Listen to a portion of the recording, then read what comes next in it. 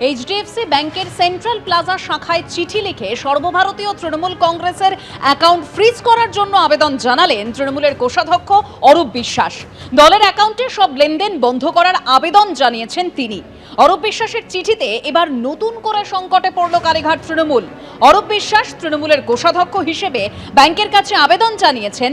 দলের মধ্যে ব্যাপক গন্ডগোল চলছে। সাংসদদের অনেকে দল ছেড়ে দিয়েছেন, আবার বিধায়কদের মধ্যে অনেকে বিদ্রোহ ঘোষণা করেছেন।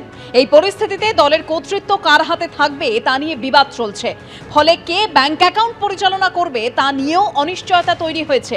এমনকি অরূপ বিশ্বাস তাঁর চিঠিতে দলের অফিসে তাঁর সই করে রাখা ব্যাংক চেকগুলির অপব্যবহার হতে পারে বলেও আশঙ্কা প্রকাশ করেছেন। তাই এই অবস্থায় দলের অ্যাকাউন্টকে সুরক্ষিত রাখতে সমস্ত লেনদেন বন্ধ রাখা হোক, না হলে আরও জটিলতা তৈরি হতে পারে।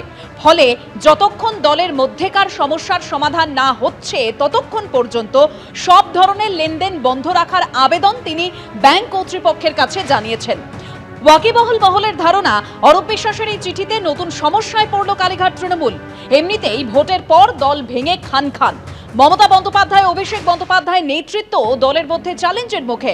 তার উপর এবার কয়েকশো কোটি টাকা তহবিল নিয়েও তৈরি হলো নতুন সংকট।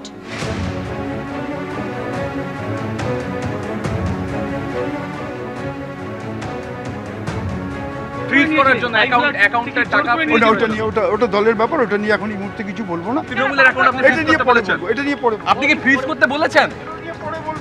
তৃণমূল বলছে আপনি আর কোষাধ্যক্ষ নেই। এটা পরে আপনাকে কি দল এই সময় তাহলে বিপদে ফেলে দিল? না না, পরে বলবো। সর্বভারতীয় তৃণমূল কংগ্রেসের ব্যাংক অ্যাকাউন্ট ফ্রিজ করার জন্য আবেদন তৃণমূলের কোষাধ্যক্ষ অরূপ বিশ্বাসের। দলের অ্যাকাউন্টে সব ধরনের লেনদেন বন্ধ রাখার জন্য তিনি আবেদন জানিয়েছেন। অরূপ বিশ্বাসের এই চিঠিতে এবার নতুন করে সংকটে কালীঘাট তৃণমূল। অরূপ বিশ্বাস তিনি তৃণমূলের কোষাধ্যক্ষ হিসেবে ব্যাংকের কাছে আবেদন জানিয়েছেন যে দলের মধ্যে গন্ডগোল হচ্ছে। অনেক সাংসদ তারা দল ছেড়ে দিয়েছেন, বিধায়কদের মধ্যে অনেকেই বিদ্রোহ ঘোষণা করছেন। আর এই পরিস্থিতিতে দলের কর্তৃত্ব কার হাতে থাকবে তা নিয়ে যখন বিবাদ চলছে, কে ব্যাংক অ্যাকাউন্ট পরিচালনা করবেন তা নিয়ে অনিশ্চয়তা তৈরি হয়েছে। অরূপ বিশ্বাস তার চিঠিতে দলের অফিসে তার সই করে রাখা ব্যাংক চেকগুলির অপব্যবহার হতে পারে বলেও আশঙ্কা প্রকাশ করেছেন। দলের অ্যাকাউন্টকে সুরক্ষিত রাখতে সমস্ত লেনদেন বন্ধ রাখা হোক, না হলে আরও জটিলতা তৈরি হতে পারে। ফলে যতক্ষণ দলের মধ্যেকার সমস্যার সমাধান না হচ্ছে ততক্ষণ পর্যন্ত সব ধরনের লেনদেন বন্ধ রাখার আবেদন তিনি ব্যাংক কর্তৃপক্ষের কাছে জানিয়েছেন।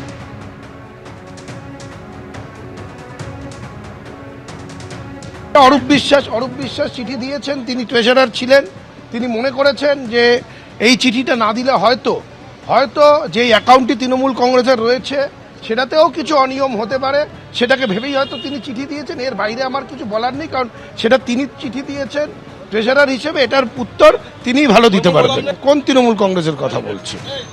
সেই তৃণমূল কংগ্রেস অনেক কথা বলে, অনেক দাবি করে, কিন্তু সেই দাবির সাপোর্টিং ডকুমেন্ট হতে হয়। সেই ডকুমেন্টগুলো অধিকাংশ সময় দেখা যায় যে এরকম কোনো সাপোর্টিং ডকুমেন্ট থাকে না, তারা মুখেই বলে যাচ্ছে।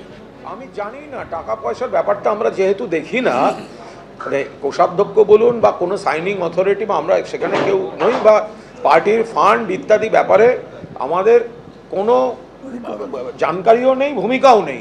অরূপের সঙ্গেও আমার কথা হয়নি, ব্যাংকের সঙ্গেও কথা হয়নি, আর গোটা বিষয়টা আমি এবং এখানে যারা আছি তারা কেউ জানি না, ফলে বলতে পারবো না। তো যিনি যদি কেউ বলে থাকেন তিনি বলতে পারবেন, ব্যাংক বলতে পারবে, আর বিষয়টা যারা দেখেন বলতে পারবে। আমাদের ওটা এখতিয়ারই নেই, ফলে আমরা এই বিষয়ে কোনো মন্তব্য করব না। এবিপি আনন্দ, এগিয়ে থাকে, এগিয়ে রাখে।